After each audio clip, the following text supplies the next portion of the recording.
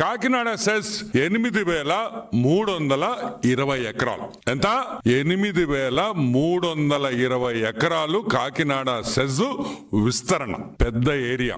One of the, నాకు తెలిసి Shri city తర్వాత కాకినాడ సెజ్ చాలా పెద్దది ఆంధ్ర రాష్ట్రంలో. ఈ సెజ్ మీద జగన్మోహన్ రెడ్డి కళ్ళు పడ్డాయి.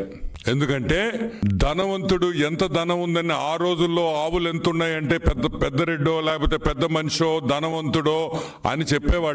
ఇప్పుడు భూములు ఎంతుంటే అంత ధనవంతుడు అనే విషయం మీరందరూ గుర్తుపెట్టుకోవాలి. ఫిబ్రవరి 28, 2012లో government of India Kakinada SEZ కి 2012లో కాకినాడ సెజ్ కి 8,320 ఎకరాలు ఇచ్చింది. దిగారు జనాలు.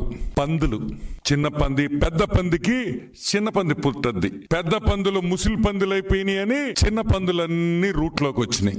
ఈ చిన్న పందులు వై విక్రాంత్ రెడ్డి, వైవి సుబ్బారెడ్డి కొడుకు శరత్ చంద్రారెడ్డి. ఎవరి శరత్ చంద్రారెడ్డి? మన పొట్టోడు వియంకుడు అన్న. ఏ పొట్టోడు? పొట్టి సారాయి రెడ్డి అల్లుడు అన్న.